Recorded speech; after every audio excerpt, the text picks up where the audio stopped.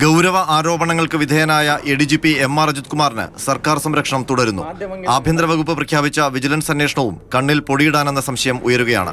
ADGPക്കെതിരെ vigilance നടത്തുക പ്രാഥമിക അന്വേഷണം മാത്രം. വിജിലൻസ് എൻക്വയറി ശുപാർശയാണ് ആഭ്യന്തര വകുപ്പിൽ നിന്ന് വിജിലൻസ് ഡയറക്ടർക്ക് ലഭിച്ചത്. ഇതിന്റെ അടിസ്ഥാനത്തിൽ Thiruvananthapuram vigilance special investigation unit 1 അന്വേഷണ ചുമതല നൽകി.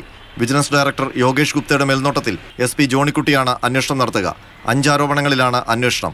ഈ ആരോപണങ്ങളിൽ കേസെടുത്ത് അന്വേഷണം നടത്താൻ കഴിവുണ്ടോ എന്ന പരിശോധന മാത്രമാണ് നടക്കുക.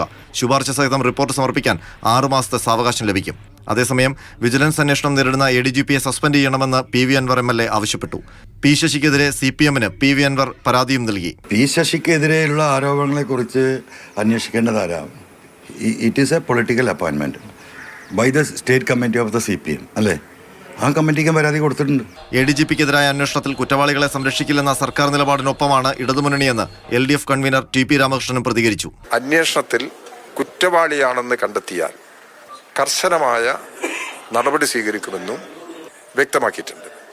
ഗവൺമെന്റിന്റെ ഈ നിലപാടിന് പിന്തുണ നൽകുന്ന സമീപനമാണ് ഇടതുപക്ഷ ജനാധിപത്യ മുന്നണി പൊതുവെ സ്വീകരിച്ചിട്ടുള്ളത്. വിജിലൻസ് അന്വേഷണവും ദുർബലപ്പെട്ടതോടെ ADGPയെ മുഖ്യമന്ത്രി സംരക്ഷിക്കുന്നുവെന്ന ആരോപണത്തിന് ഇനിയും മൂർച്ച കൂടും.